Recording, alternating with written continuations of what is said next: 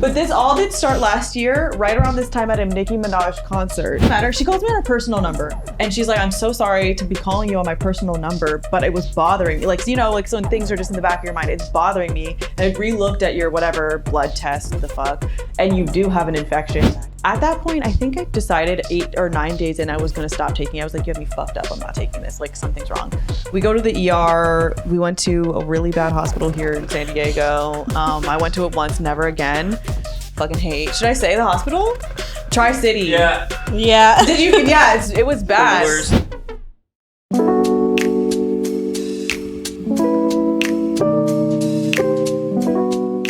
We're on? Mm-hmm. Hey, what's up, you guys? Welcome back to my channel. It's the first day of October. What we're gonna do is we're gonna sit down and tell a little bit of a story time, talking about mental health and how I found out that I had bipolar 2, amongst other things. But I think like it's been about a year since my crash out of the century happened. Last October, I was really sick, and the whole month I was sick up until like the beginning of November. And so now it's been a year removed. We've made a good amount of content revolving around the journey. I think it's like a good time to sit down and talk in a long form content, like what happened. Because if you were part of my business and like maybe Patreon, you saw, or not Patreon, Discord, you probably saw, but didn't really know because I wasn't sure what was going on in general. And I think that this could maybe be helpful for some other people that are either experiencing some issues with SSRIs, or maybe you have some mental health issues in general. And like, this is how I figured it out. So I'm going to try to go in order, but you guys know I do have ADHD really bad, which we found out throughout all of this. But this all did start last year, right around this time at a Nicki Minaj concert. So I do want you to know, I love you, Nicki, bad. She's in a little bit of hot, she's going back and forth right now with Cardi, but this did start. Me and my squirrel friends were going to a Nicki Minaj concert. And I guess once we start going to talk about the like symptoms and stuff, they should have made more sense. But Nicki, we got ready to go to Nicki Minaj. At the time, I didn't drink that much because I do have stomach issues. So I have gastritis, so I didn't drink much. But I remember my friend and I taking a little gummy girl and not having like too much food. And I think I was feeling really, really anxious from other things that were happening at work at the time. I did take a Xanax that was prescribed. Let's start there. It was prescribed for some past things because I have anxiety, but we'll get there. You shouldn't be mixing those two. But either way, I was just like super anxious, not because of the gummy, just I was trying to like calm down. The concert, for some reason, Nicki didn't come out on stage until like 11:30. So I was hungry. I have gluten-free, I have celiac, so I couldn't have eaten that much. Like they didn't have much for me to eat.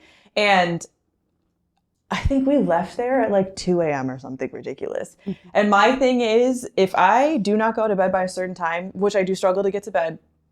Hi, all of this makes a lot of sense. But back in the day, I remember like joking like, oh, if I miss my like window of trying to go to bed, I will be up for days straight. Why? Hypomania. But at the time I was like, okay, we're up at 2 a.m. Yo, it's going to be rough. There was a video that I did put on TikTok the morning after, or like that night, being like, I'm not going to be on live stream tomorrow because I do go live stream pretty much every Friday.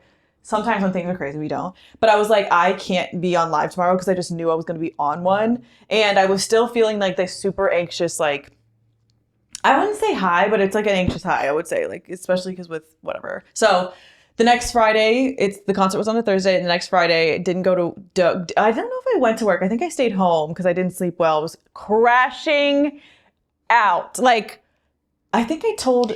You were going through that thing where you were like passing out, and that's right. Like what triggered, I think, most of this is like I forgot that I was passing out. Yeah, it had been happening for a few weeks, I think. You were passing out, and that's why you started going to get. Did we get answers on that? I think maybe I do at the time. Maybe we should have done a trigger warning. We're going to talk about mental health. I probably will talk about like body weight because I wasn't doing well. Overall, I was not good. And I think because I was really light, like you guys, it's hard to also, like you guys knowing me on TikTok, I've been pretty skinny, but I'm normally not that skinny because I have stomach issues and mental health issues undiagnosed. So it was like running rampant, and I was kind of getting thinner. No matter what I was eating, I had malabsorption issues, and just like everything was wrong. So no matter what I was eating, it was just like not sticking to me at all. But I found out I had hypoglycemia, and if my sugar wasn't being taken care of correctly, or if I wasn't like doing meals correctly, which was hard, I was lightheaded. I was seeing stars, baby. I was out. That's right. I was so I was not only anxious, but you were super sick and you were passing out up until like 3 or 4 a.m. and then you're like, hey guys. Oh yeah, Dylan had to come home from work a couple times. Yeah, and I forgot about that. Yeah, and I for some reason that is what rolled into you starting to talk. Yeah, I was like, I have to see, because like the anxiety was one thing. And I wasn't sure if that really is what to me, I know now is what I was experiencing, but I just knew that something was going wrong. Like past like my stomach couldn't be the answer to all of these things anymore. Like it was a little bit too much. And the passing out, that's right, because I'd have to call Dylan, who works like on a military installation. So I'd have to call them on a special phone and be like, you need to come down here. I'm literally on the ground. And he would find me, girl. Oh my God, I forgot about that. That's insane.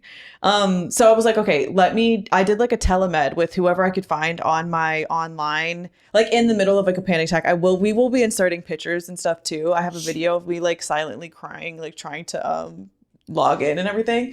So I found a telemed person. I'm going to be very opinionated about certain things here, and this is not to scare you away. Please, however you can get the help that you need to get it. But certain doctors really fucked me up, point blank period, and led me astray. Ended up, I mean, it's not easy to diagnose. I think we're going to jump around, like I said. It is very hard to diagnose bipolar 2. It takes a long time. They say it could take up to 7 years or something like that to get a correct diagnosis. But the doctor that I found through telemed who could take me right away, who's like 2 days after, I think I saw them on Monday and I made the appointment on like a Friday or Saturday or something online. He wasn't in California. He was in another state, but you were like he was licensed for a couple different states. And I talked to him. This is like how sometimes psychs go. Usually for the first meeting, it shouldn't be super, super quick, especially if you've never seen a psych. They have to go through your history. And he didn't, I mean, within like 15 minutes, he was like, oh, you have OCPD. I do have that. He caught that pretty early. Yes, I've gotten through all the testing and everything to make sure that all of the original diagnoses are still correct. But he caught that because there's certain things that I do that was like glaringly obvious to him. Which I guess I could tell you a couple of them that are just easy for me to like remember off the top of my head that are like really big tellers. I will, let's say I'm upstairs. I have a townhome, so I'll be up all the way upstairs on the top of the townhome. And if my cat isn't near me for some reason, I think that she's like outside, locked away, and she has no reason to be outside. Like the door's not open magically. She can't get out of the windows, like whatever. But I always think that she's outside or something. And in my brain, if I don't go down to look at her, look at her, I'll go down the stairs, I'll look at her, eye to eye, we look at each other, she'll meow at me, and I'll go back upstairs. I will continuously walk up and down the stairs. You can, I was going to say, I'll show you footage, but then you can see the camera layout of my home. But Dylan's always like, you doing the same thing 15 times in a row is really ridiculous.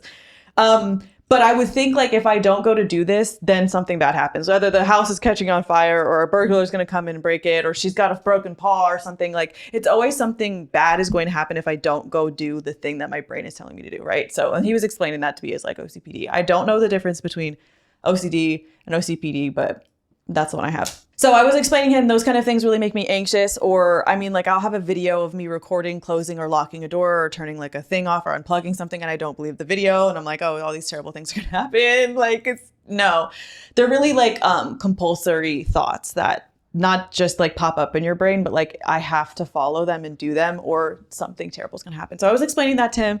And he was like, oh, you sound like you have some anxiety. And I was like, yeah, maybe. I mean, whatever. I was fighting him about it. I was like, I don't think that I'm an anxious person.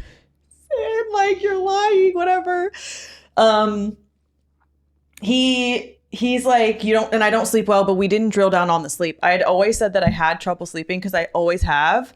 And it just, like, we didn't talk about it very much. He was just like, how much hours of sleep do you think you get a night? I say like 5 or less. I'm up all night. I wake up in the morning and I'm like, go, go, go, go, go. Like I wake up running the fuck around 24/7. Like I'm up, right? Or I will just be up all night and I will be consistently. It's not like, oh, I'm checking my phone and my phone's keeping me up. It's like I can't sleep, so I'm just up, right? But he was like, okay, well, we'll give you an SSRI. I think that Prozac was Prozac. I think like in some other social medias, I've said like different names for it, but I think on YouTube, we're allowed to say all of the drug names. So we're going to say them. And I'm going to talk a lot of shit on Prozac because there's a lot of things that happen from it, but it's a great drug class. It's a good drug that a lot of people are on it safely, that lots of like thousands and hundreds of thousands of people are on it very safely. But if you have bipolar, baby, any SSRI is going to give you this well, maybe not exactly, but it'll give you something that happens. So something similar. So he was like, well, we're going to give you Prozac. It should help with your anxiety, and it might help a little bit with your OCPD, like compulsion thoughts, or you might not be as anxious to like have to do them. I don't know if it controls the whole OCD thing. So he gave me Prozac because I don't like taking medications, because my mom was always kind of like that. Like, I don't know. She was like, there's an herb for that. Obviously, there's not an herb for this, but I was like, I'm going to wait a couple weeks to see how I feel. Like I wasn't going to take it the same day. And it doesn't really matter when I would have taken it, because the same outcome would have been. I think around the 5th of October, I ended up taking it after going to work and feeling like I was going to pass out. I remember I was like, Dylan had to come. He had to come get me from work, because I was like, I think I'm going to pass out again. But it was anxiety, and I didn't realize, and I still feel like sometimes to this day that I don't realize I'm having a panic attack until it's like either midway through or it's happened. And I'm like, oh, because of the way that they feel like they're portrayed in shows and TVs, and even when people talk about them, because they can be different for everybody. But I was just thinking that I was having like a stomach issue or like a hypoglycemia, because I was like, I'm shaking, I'm seeing stars, like I don't feel good, which can be how, like, if your blood sugar is dropping, you can see stars, your hands are shaky, you get clammy, you feel nauseous. So I was like, I think we had like soda, y'all brought me soda, and I had candy, and it just like wasn't working, and I felt like I was dying. Like, it does feel like you're dying. It does feel like you're dying. And so Dylan came and got me, and I remember being like, oh, I think I'd even called my doctor, and they were like, I think you need to take, like, it sounds like you're having a panic attack. You need to take your, what is it called? Your Xanax. Because I had some Xanax from like a couple, because I wasn't seeing my normal doctor had prescribed it for me. Because when I fly, I freak out. And she was like, well, I know that you have this prescription, take one, and also take your Prozac, and you need to start taking it, because this should help your panic attacks. Like, you won't have them every day. SSRI is going to bring you down. You're going to be calm. So I started, and I think really like Prozac has like a long half-life, or half shelf like they call it. So like if you stop taking it, it will be in your system for like, it depends on how many days you take it. Let's say you take it for 4 days, it'll be in your system for 4 more days after that, right? So it titrates down, but it's in your system for a while. So I do think that it's supposed to start pretty early. And they did tell me that sometimes you feel worse before it gets better. That like when doctors tell me that shit now, I really have a hard time at all listening, because of like the feel worse before you get better thing. So terrible things can happen in between then. Obviously, like, they're supposed to give you stuff to make you feel better or whatever. But like after the story we're going to get into, I'm just like, I don't trust anybody, and I'm really good on that. Fuck you. So I started taking it, and I would say within like 2 days, I was really anxious. And I mean like anxiety that I'd never felt before. It was like consistent 24/7 anxiety. My heart was racing. I felt like overly sweaty and clammy. I couldn't think straight. Like I started not being able to think very good. My thoughts were racing, which is not new to me at all. Like I'm very used to like my brain being loud all the time, thoughts racing. Like maybe we can do this in post. I'm talking to you in a normal tone right now. It would be like my brain, and this happens a lot when I'm hypomanic, it'd be like, you know that you're listening to a volume maybe at 5, but then no one's turning up the volume, but your brain is hearing it at like a 25 volume, and it's just yelling. Now they're not straining their neck, they're not like, oh bitch, blah blah blah blah. It's not yelling, but it's just super super loud. So that started happening, and I was like, this is weird. It feels very uncomfortable. So it's like, it's not even like a slow raise. It's not like, ooh, like getting louder. It's just 24/7. It's loud. So it's also like, if like you're walking at a certain pace, you're not running, but your body feels like it is running. So that was kind of happening. And I'm like, this is weird. Like I used to think that was happening because I was high. I used to smoke a lot of weed. We'll get into that in a little bit.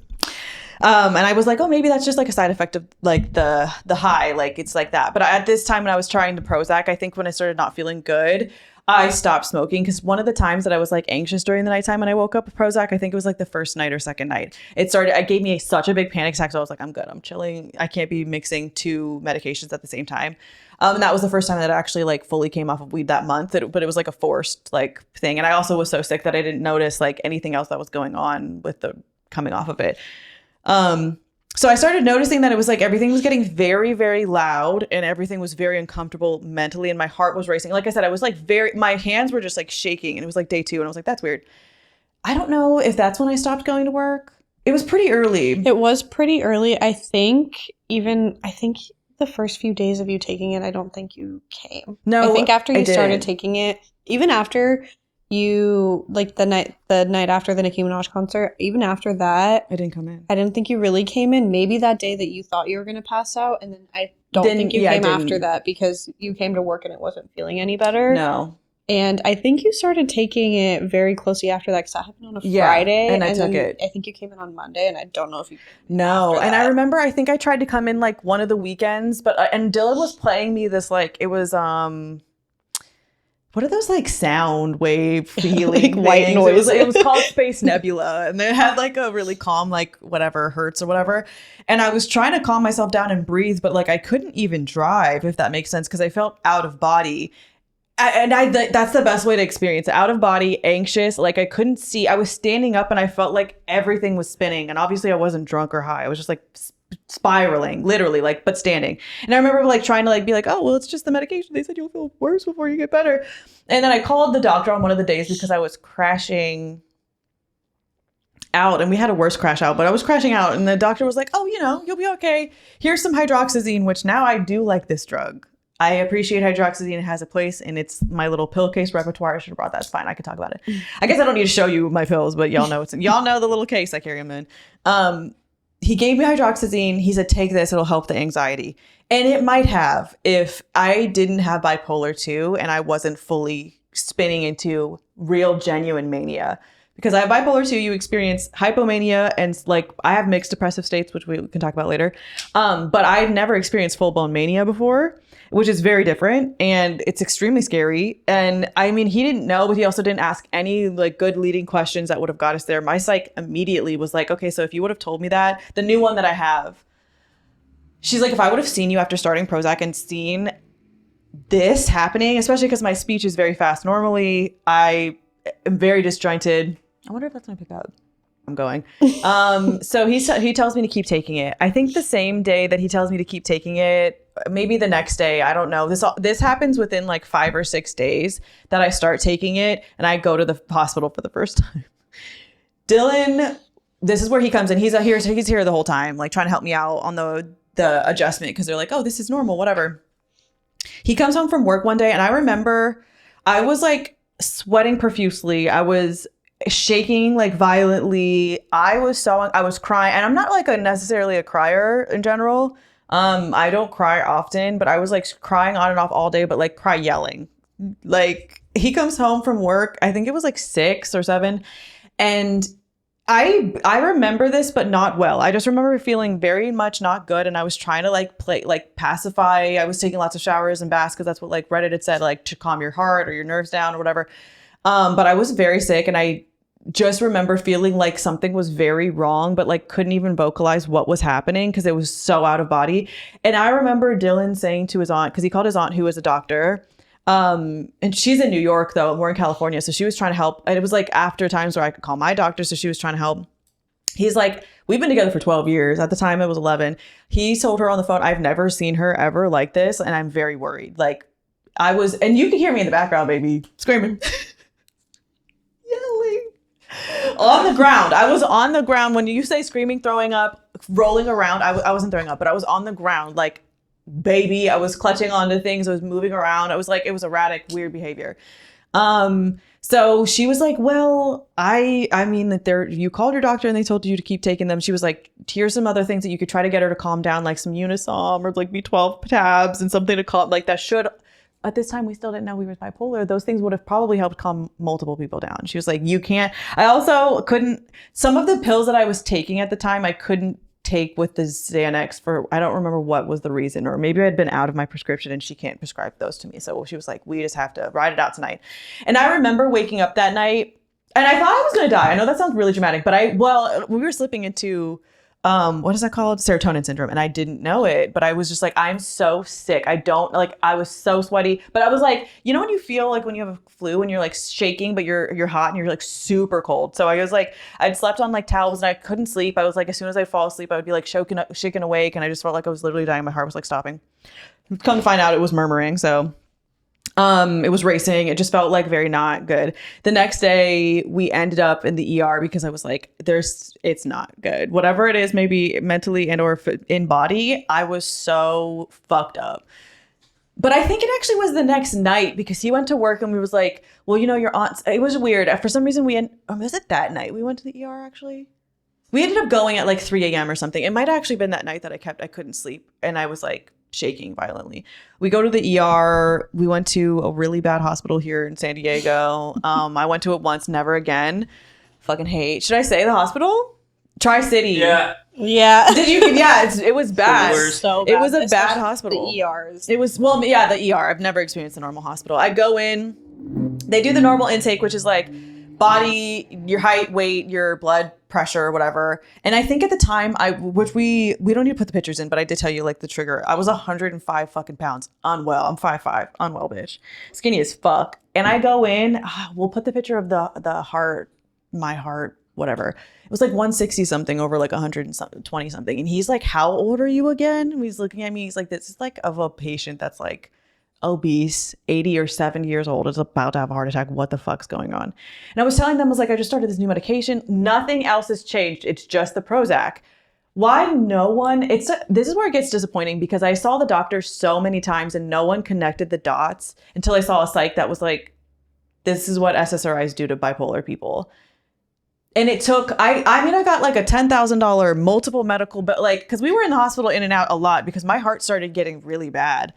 But they do an EKG on me where they're like, you have a heart murmur. I'm like, I've never been told in my life that I have a heart murmur and I go to the doctor regularly. I've been, especially because with my stomachs, I was put under twice for a colonoscopy and an endoscopy, never has shown up. The gyno checks me every once a year, they listen to your heart, never shown up. The EKG, they're like, you have a heart murmur. You have to see a cardiologist. We can't do that here. They give me propranolol to deal with my heart issue, which also you can take for an anti-anxiety if you're like a performance-based, like an athlete, or they say like people before, if you go on stage, just to like slow your heart rate down. But also they gave me that because my heart was racing so fast. Keep taking your Prozac. At that point, I think I decided 8 or 9 days in, I was going to stop taking it. I was like, you have me fucked up. I'm not taking this. Like something's wrong. They give me Klonopin and another downer, which at the same time, which is very dangerous. And we were going to go pick it up. They gave me a couple medications. They were like, there's something wrong. You need to see your normal doctor. We're going to push you through the next day to see your normal doctor, like in person, which we ended up going to Scripps. I love Scripps Encinitas, like them, whatever. I go to see them the next day. Meanwhile, the pharmacy's writing the scripts for the 3 medications, the propranolol, the Klonopin, and it was either like a Xanax or Ativan, which you're not supposed to take Klonopin and one of the other ones together.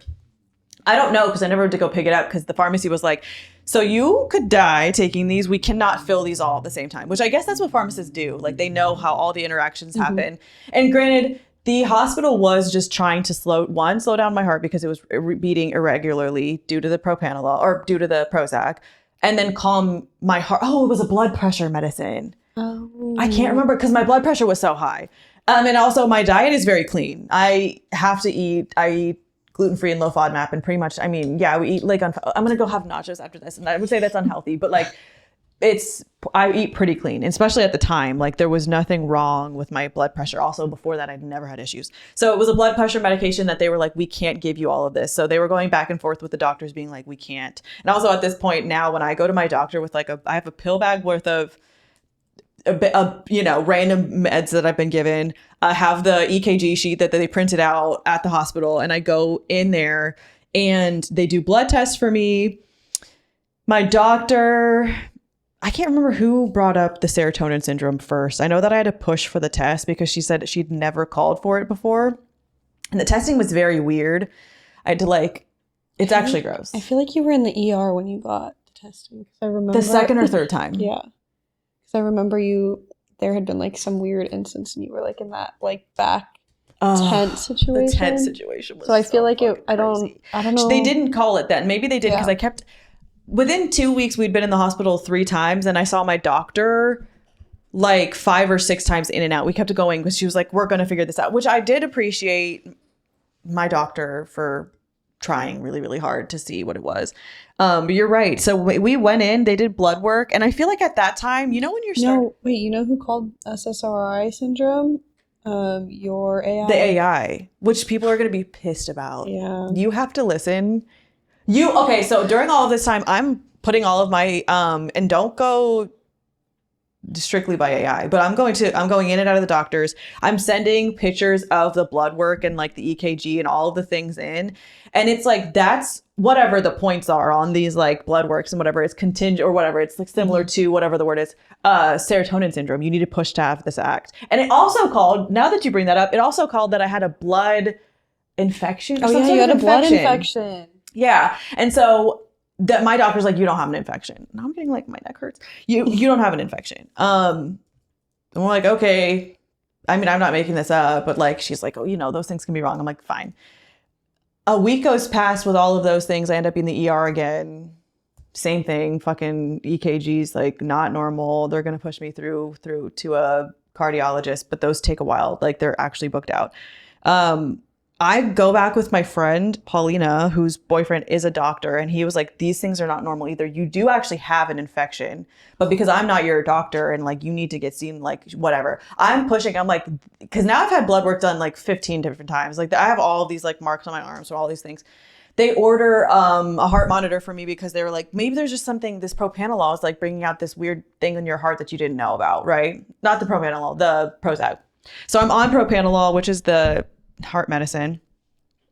The fucking thing is I didn't need to be on any of these things.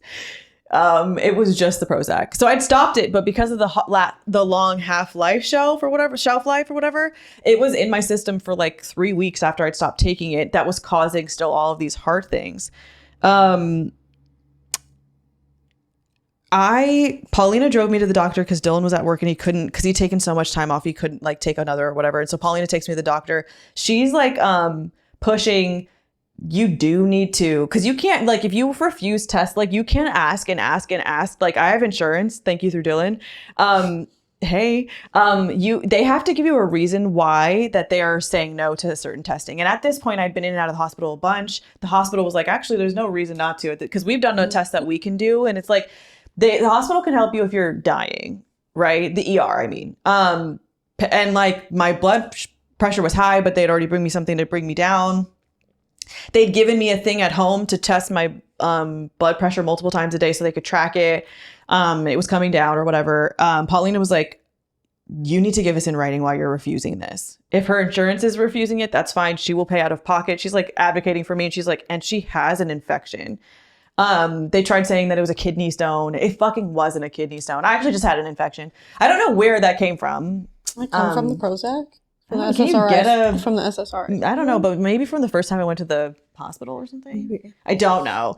But I found out, she calls me, like Paulina's driving me home. She's staying with me and Dylan. She's like helping me cook food or whatever. She stayed with me like for a night or two. Because it was a lot. I would say that it was probably a lot to deal with during that time. I was very sick and like out of my mind. And you just need people near you. And Dylan was gearing up to go on a trip that he had planned for a very long time. In hindsight, shouldn't have gone on, but love you either way. No shade. I was dying. I was in and out of the hospital.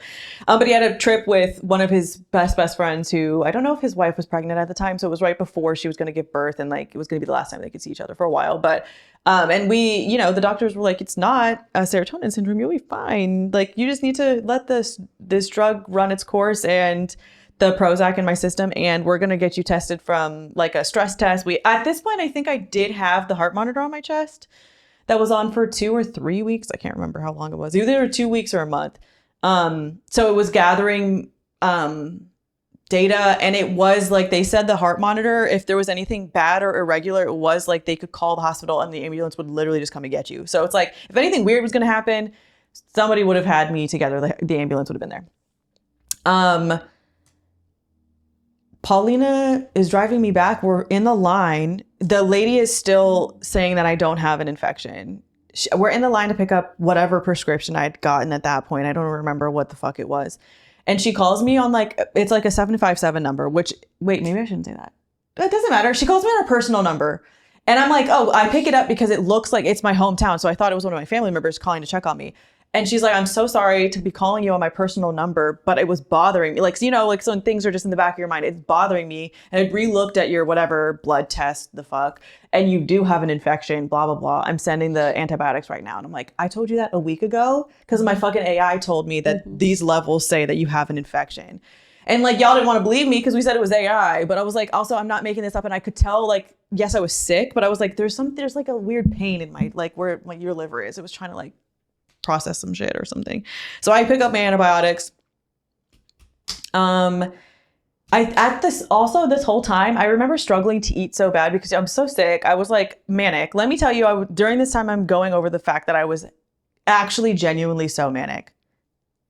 How they let me leave the hotel, or not the hotel, the hospital each time is really crazy. I mean, like the first time I went in, I don't think I said anything crazy. The second time I was like, yo, you know, saying the things that like you probably shouldn't be saying in hospitals, but they let me leave. But also they thought, you know, you're on an SSRI, you're not going to do anything crazy. It was bad. Like, let me tell you, we were like hiding the things in the homes, like just to make sure everything was good. Cause I was going crazy. So Dylan had left to go. I started taking my antibiotics. I was like 3 days on for like the week-long ones or whatever. I had my heart monitor on. I was slowly tapering off of the propranolol, which is the heart medication. And they'd given me another script for I don't take Xanax anymore because I don't like it. It makes me nauseous. So I was starting to take Ativan 1 or twice daily for 2 weeks, which you're not supposed to take long-term. You can't get addicted. But during this time, they're like, you are manic as fuck. Well, they didn't catch it. You're just not well. You need to calm the fuck down. Your heart's rate, you know, all of this needs to go down. I think I was still taking whatever blood pressure medicine it was. I can't remember. My dad flew from Wilmington to come take care of me for like half of a week because I was going, you know, I was not well. I was struggling to like eat, or no, I was eating, but it was just like not well. You know, when you're sick as fuck. It was just hard. I remember eating a lot of baked potatoes during that time, and Ensures, like 12 pack. I was drinking so many Ensures a day too, which didn't do shit, but I was drinking much. Paulina made me lots of soup. Love you, girl. It was like very telling during that time too, like who was around. My workers gave me a really nice basket. We're missing out. During this whole time, I'm gone. I was posting like drafts. Mm-hmm. It was like 6 weeks, I think. It was, and I was like in the hospital, and I don't think anybody knew online. Did I even say afterwards that I'd been in the hospital? No, I was in the hospital 4 times in 2 weeks, y'all. Yeah. And like we shut down Discord. If you were part of this time, we shut down Discord during all of this madness because I was like, bitch, and if you're not part of our Discord, you don't know what we're talking about. But there was a moment during all of this time that there was some weird fucking shit going on Discord, which apparently now in hindsight, we know that Discord's weird sometimes. Mm-hmm. Well, it's like, it's not anyone's business really where like what is going on, especially when you're like mentally unwell, physically unwell, spiritually unwell. It's not really anyone's business. So we just were saying you weren't feeling good, you were sick, or whatever it might be. Like, there wasn't Friday lives. Yeah, you're not here. You're not feeling well.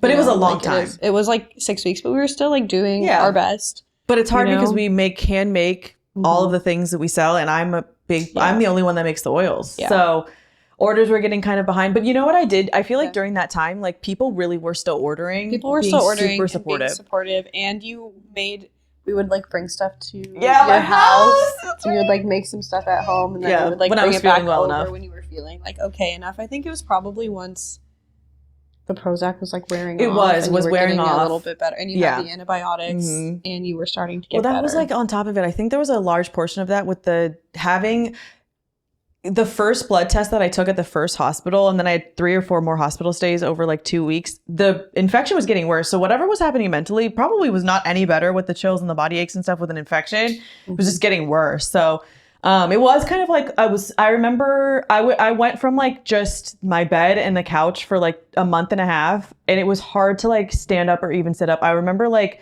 and that's like when they would tell me to go to the hospital when my vision was getting bad and I couldn't like, my depth perception is bad because I have like bad depth, but it was just like everything was fucked up. I couldn't. So after a while, once like, I would say the 3rd week of not having any Prozac in my system and then having the antibiotics, I was like able to stand for longer periods of time, had a little bit of energy. So I would make for like 45 minutes to an hour. oils at home, and then we would bring them like old school style, old school moonlight and sage, and then we'd bring them to the office, and then they'd get like shipped out slowly. I feel like it might have been even longer because we brought you that basket for Christmas. But I think you were back early. I was. Well, but then I got sick. I think you got sick again. I did. I think I was actually sick though. Yeah. It was like a flu. You got like the flu. Oh wait, it went to the bottom, but I'll look back. Yeah, I got like the flu or something. Right, of course, right after. But my immune system probably was so shot by then. Yeah. But yeah, so I'd stopped taking the Prozac. I slowly started tapering off the propranolol. But also during that time, it's just weird how my heart felt. Like it was just so crazy. Started taking off the propranolol. Was slowly going to work for like maybe half days. I was well after Halloween, but for some reason I dressed up. No, actually I remember Halloween, I was at home and I was kind of feeling like FOMO, but I was well enough that we got like tacos or something and I was home. So I think it was, but that's like the 30th, right? Or whatever. That day at work, I came in for like a half day. We dressed up. It was cutesy. And then I like left. Paulina took me to work. And that's the thing. I was getting like driven everywhere because I wasn't like well enough to drive. But we were still, I think, and I popped out with a couple videos with the heart monitor on, and like lots of people were very nice. A couple people were just like, it was crazy. Like had no idea, like we were dying, but also wasn't saying anything till now. I think the first week in November, I saw a new psych in person, and I'm a big proponent of sitting down in front of a psych and talking to them. I had an hour and a half intake conversation, and she brought up that she thought that there was a mood disorder that was causing me to have that reaction to Prozac. She's like, it's not normal that people have that strong of a reaction. Oh, we skipped over the serotonin syndrome, but there it was. That was in there too. But I don't know if that goes along with bipolar or if it was just the way that my body was metabolizing the fucking SSRI. She said that she wasn't going to diagnose me with any mood disorders. Well, she was like, you definitely still have I'm going to say yes to the OCPD. You have generalized anxiety, and what's the other one? Generalized and there's two different types of anxieties. You have them both, whatever. I think that you could have a mood disorder too that we're going to have to figure out. There's no more SSRIs for you ever in your future. It will always have that reaction. And she was like, I'm so sorry that you had that experience with your telemed. But she's like, I can see you sitting in front of me. And I was still sick at that time, but I was still manic. Maybe we slipped off of like mania to like a little hypomanic to like my normal. Literally. But I slipped out of that. Like, and there's certain things that I think that she was explaining to me that's hard for doctors to see versus telemed when they see like this much of you. But if they see your full body, you're bouncing your knees, you're doing like, your eyes are moving. It's just different. You get a full body experience sitting in front of someone. And so it wouldn't, I think she's a really good doctor because it did take her a couple of months to say it was bipolar for a while. She was like, maybe it's psychothymia, because I was like, I don't really ever get super depressed like people explain or like you're explaining. We ended up finding out that it was like, because I have mixed depressive episodes where I'm still like hypomanic even when I'm depressed. It's just very different. But she tested me before she'd given me the bipolar. She told me that she thinks that it was that maybe like a month or two in. Was it even a month or two in? I feel like she told you pretty quickly. Yeah, she thought, because I mean, it was that, but she didn't know which one. Yes. And then we did the ADHD testing because she's like, she thought that I'd already been diagnosed with ADHD because it gives that. Y'all fucking know. And so we do the testing for ADHD. She's like, you do have inactive or whatever, doesn't matter. She gave me Ritalin. Baby, I tried the Ritalin. I tried it once at home, a small dose, because I was scared. I was scared to try anything after that crazy month ruining my life and all that money that I spent in the hospital. The money is like, come and go. It was a fuck ton. And also the needles, the pills, the EKG every time, the bad thoughts. No. So she gave me the Ritalin and I tried it once at home, like a half dose. And I was like, oh, it's fine, whatever. I think there's even a video of me talking about it afterwards. And then I was at work on Friday trying to get focused for a live stream. I take it. Girl, I was hypomanic. It like revved me right the fuck, because it's a stimulant, right? And also, and she did tell me this will also either confirm or deny my original thoughts of you having bipolar. Which one? She still thinks it's 2, which is true. It's there.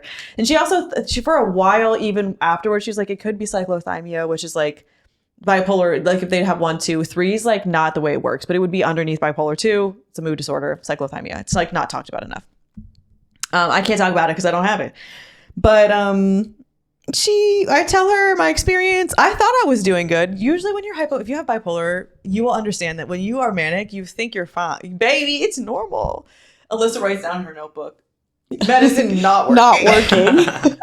Well, we were all like, what is happening? Because normally if you watch a live, we know, like, Stassi's already, like, talks pretty quickly. But this Friday, I wonder if it's saved anywhere, but it was, like, times 5 of her normal. Just, like, everywhere. Like, we're like, I don't know if this Ritalin, like, did what it was supposed to do. Mm-mm. So I go back and I talk to her, because at this point I've been seeing her every single week, which seems like a lot, but when you're trying to figure things out and also you're mentally unstable, because I was at the time, it's good to see them that often. And I have great insurance once again, and they weren't super expensive. Love them bad. And I was seeing her in person, so she was able to see. And but I was on like a hypomanic moment I have rapid cycling too, so when I'm low, it doesn't stay there for very long.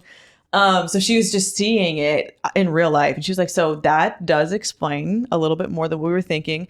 Not to say you can't take Ritalin for ADHD if you are bipolar, but you do have to be on a mood stabilizer.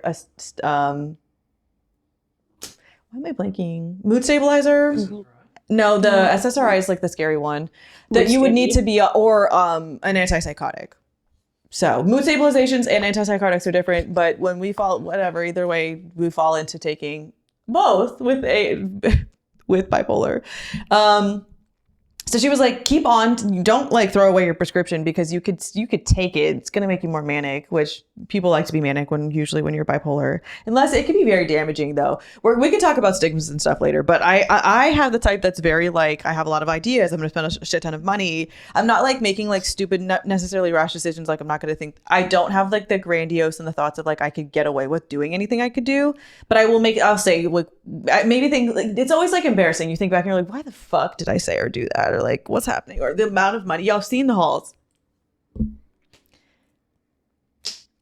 Those are knowing. Before I knew, bitch, fuck. Like, oh my God.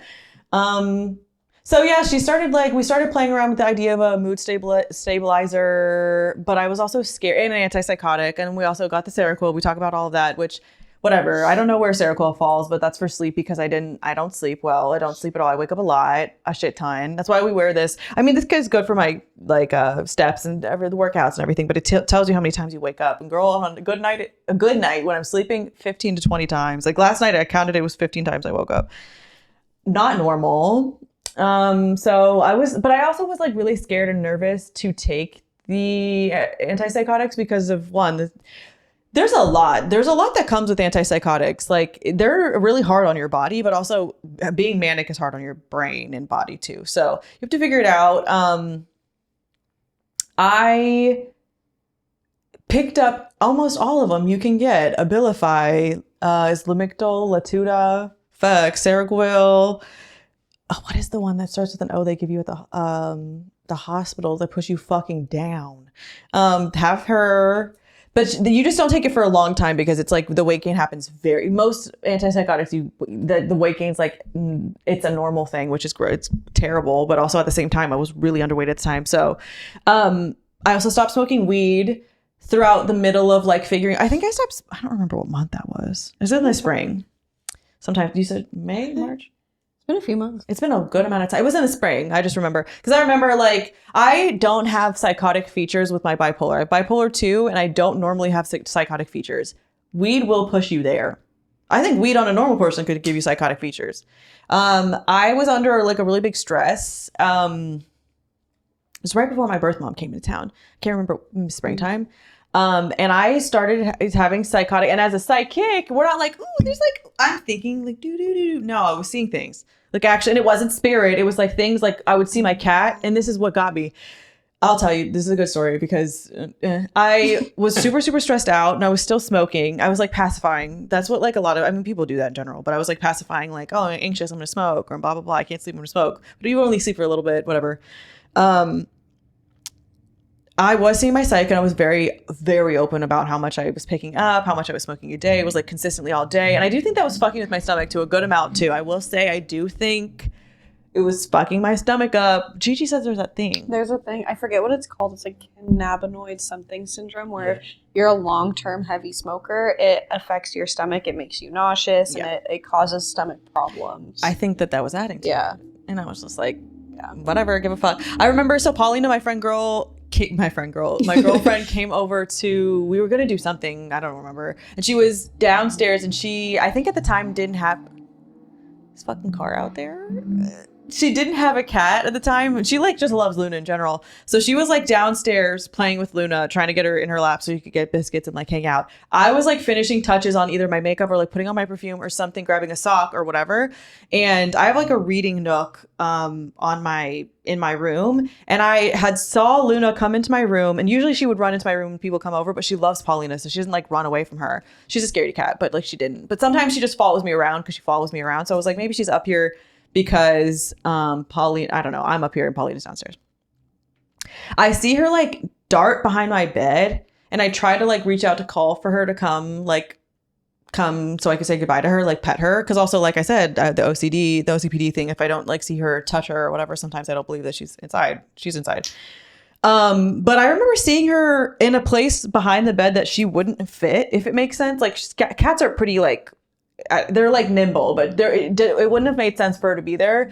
And she was so vivid. I mean, she's a calico, so she has different markings on her face, her body, like nothing was distorted. She looked exactly the way she looks, right? And I saw her dart behind the bed. It wasn't a slow movement, or it wasn't like, ooh, like 1 second she was there, 1 second not. She would have like slowly slinked behind it. And then I couldn't see her underneath the bed when I was calling for her, right? Whatever, but I thought she was just hiding because she's small. I go downstairs because I live in a townhome. I walk to the main floor with Paulina, and she's got Luna in her lap. And I was like, did Luna just run down here? She's like, no, we've been playing. She's been making biscuits, like whatever. And I'm like, no, I was just talking to her. I mean, like out loud talking to her. Love you, Lou. See you soon. We're going to go, whatever. But I always tell her where I'm going. I'll be back soon. See you later. And she's like, no, she's been down here. She flips her phone. She goes, look, and you can see the time. She's been taking pictures with her, like videos they've been playing. And I'm like, bitch, I had a whole conversation with her upstairs, and she was not there. Yeah, I was like, you.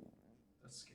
Yeah, it was, because I was like, fuck. And it was like, so, it was not even the smallest of it. Like when if you're at all spiritual, like when you're speaking with spirit and or like, oh, I'm praying, I feel like an energy. It was not that. Like it's different. I don't know how to explain. And then also my psych has asked me about that. We can have a whole another conversation about that. But like, it does feel different. This felt like in body, IRL. She was there. I was talking to her. She fucking wasn't there. So I was like, all right, we have to cut the cameras like severely. Because psychosis is real in general, but psychosis with mental health issues are, my ears ringing. Me stressing myself out. Psychosis is actually real. So I was like, I need to stop with the weed because like that's not chill, and I need to start taking my sleeping meds because if you get stressed out too much, if you're up too much, your brain will be stressed and it's not good for you. So I was like, let me take my Seroquel, because at the time I was like still not taking it. I was like, girl, your body also can't fully like heal if you're not sleeping. No, like that's like a huge part of like your healing is sleeping. Yeah, and it never was sleeping, especially during that time. I was just like so stressed out. So I started taking the Seroquel. Oh, God, Sam, I love Sarah. Miss Sarah. Love you, girl. I started taking it more regularly. I'm supposed to take it every night. You could take it during the day too to break mania if you want. Unfortunately, it messes with my stomach so bad because it's just, I have a very sensitive stomach. That's a whole thing. At the beginning of all of this, my stomach is fucked up. I've got a couple autoimmune things revolving around my stomach. So I have to be very careful about how I take my Seroquel. This is also why I stopped and like moving forward with any of my antipsychotics, because they will do the same thing that was happening with my stomach with the antipsychotics. So unfortunately, I have to be really careful about taking my Seroquel. I just like not titrated. I take it like every couple of nights. I'll take it one night and then I don't take it, and I take it and then I don't take it. I would have way better sleep if I took it all often, but I was experiencing like a bunch of stomach issues. So we've recently gone to take gene site testing to see which one would be the best option. I've taken a lot of different sleeping meds. Let me tell you, a lot of them. And most of them don't work. Even at the dose that I'm at, I wake up a couple times a night, and my psych was like, if I took this, I would be out for 17 to 20 hours, and you're waking up 5 times still, you need to be sleeping more than that. But if I take a higher dose, which you can take almost up to 800 milligrams of Seroquel if you're That's a lot. But some people really, your brain's wired high. Right now I take like between 75 and 100. I could take more if I needed to. It just messes my stomach up. So I have to take other medications to like rectify that. And then it's like, you're just doing a lot. So I try to take it when I know I need some good sleep, or if I'm feeling a little hypomanic, or I can take a little bit during the day to like literally suppress and bring everything down. But then it's hard because then I can't drive. You're not supposed to drive with Seroquel, and then someone has to drive me around. So the gene site testing, we're actually waiting for that to come back because it was like back and forth. My insurance was trying to say no, whatever. Like my psych fought it for me, and she's like, iconic. She got it set up, and that's easy to do. And I think the gene site testing is great for anyone, really. If you're having aversions to medications, you can request that at any. It's not just a psych doctor. Your normal doctor can get that for you. It's not about how your brain is going to use the medication. It's about the way your body's going to metabolize it. So if you're ever worried about any medication that you're ever going to take, ask for a gene site. It's not just gene site, but it's like gene site's the name of the brand, but it's like I don't know what the word is. Genetic testing? A genetic testing, yeah. It's just like they swab your tea or spit. You don't have to give blood. It's really great. So, yeah, I think I skipped over a lot of like I couldn't even tell you. I think a lot of the times I was hypomanic, and I think that like that leaves a lot of gaps in the thoughts and stuff. But also there's just like so many, for sure, appointments that I left because I was seeing her every week. There was so many appointments that I was leaving. I was like, voicemail, I'm like, y'all, I'm gonna crash the fuck out. Like, you're lying. I have bipolar. You're like, no, bitch, ho, you're fucking lying. I know you're lying. Like, you're lying. But it also really doesn't matter. I think like for a while I was like, you're fucking lying. Like, and then also I still think about like either you have to be medicated or you can't not, and it's kind of difficult on your brain and your body. Stress, and then you think about like getting older, and you're old and you're crazy, having manic moments. It's dangerous. That's a lot to like mentally think about, and I think like that's a big T that like people don't have, or like it's hard to, especially with mania, like hold down jobs or friendships, or like not have issues with money or do stupid things. I think that's where like seeing your psych, getting a therapist, and like either finding a medication or some way that you can mitigate, which is hard without medication, unfortunately, with like the way that your brain is set up. Same sister, baby, the fuck. But find something that makes you feel comfortable. Medication. And if you don't, my doctor was great. If I found something online and I wanted to talk to her about the medication, she would be like, this is why I think you're a good candidate, not candidate, and I'll still prescribe it if you really want to try it. Like, as long as it's not going to make me manic. Like, she would never give me some shit that was going to make me go crazy again, because she's like, wouldn't.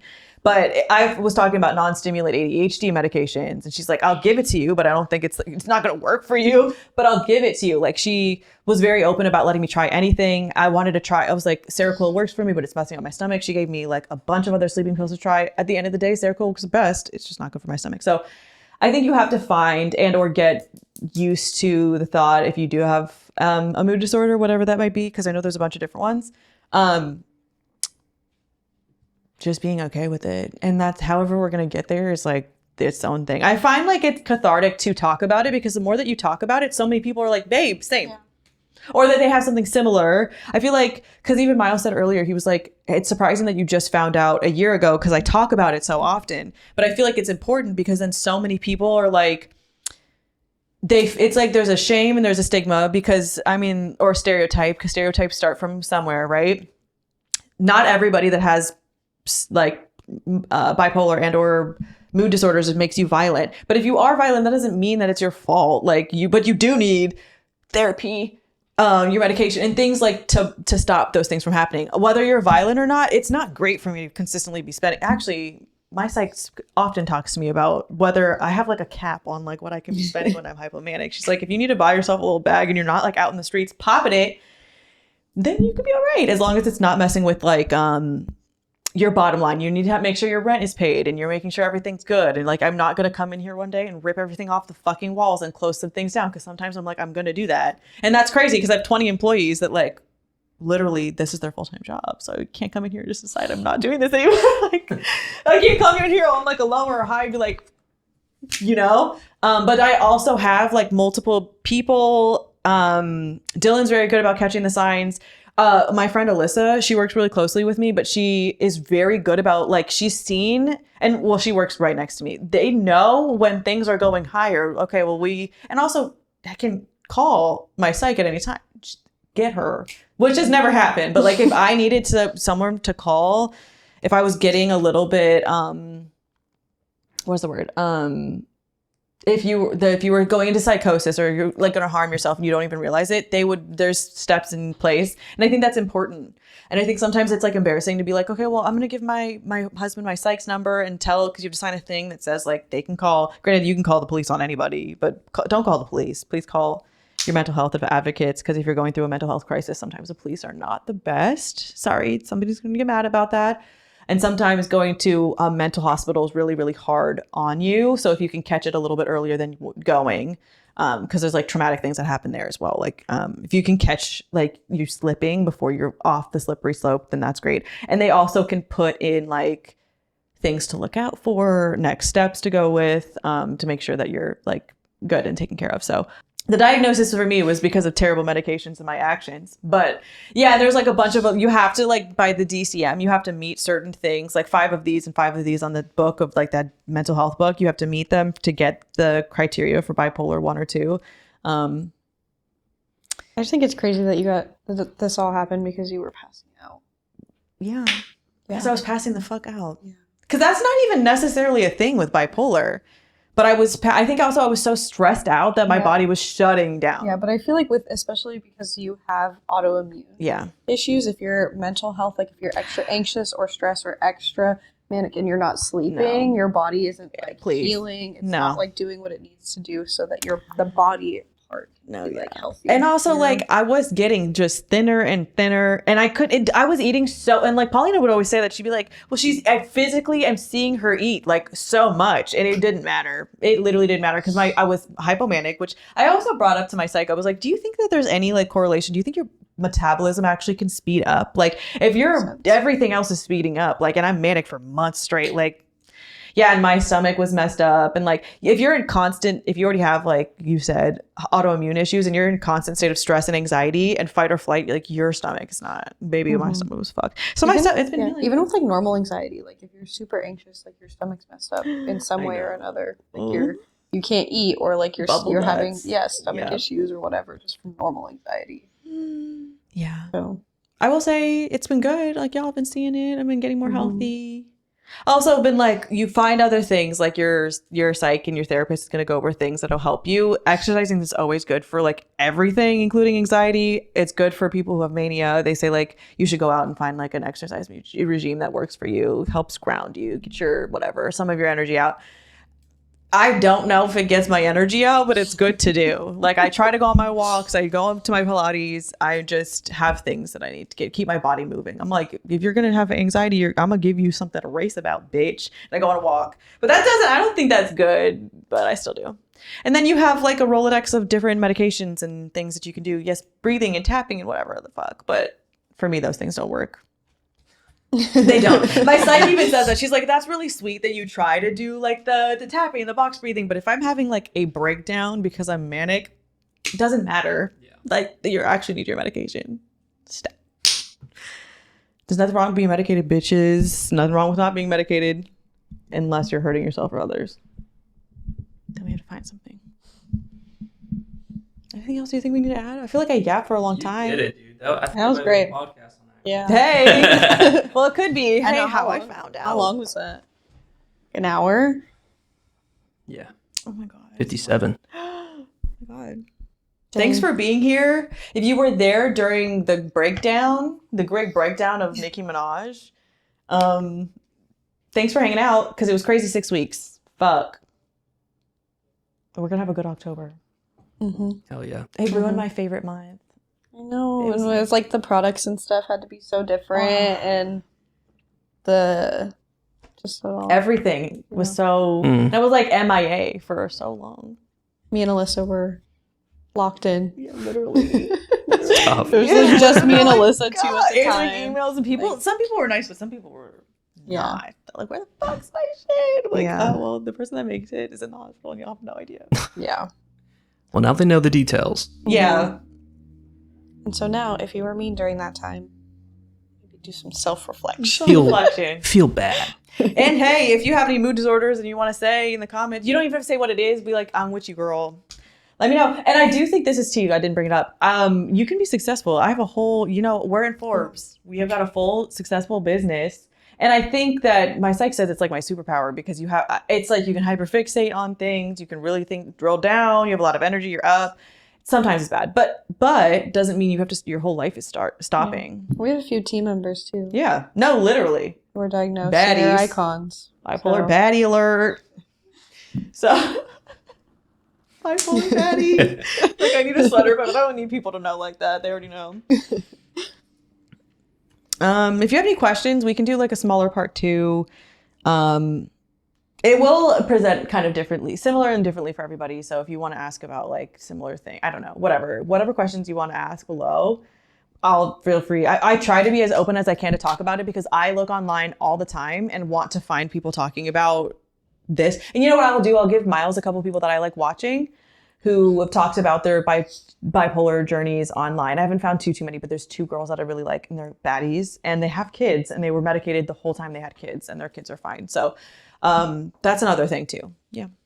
Thanks for joining and thanks for listening. Hope you don't think anything else of me, but if you do, that's okay. Love you, bye.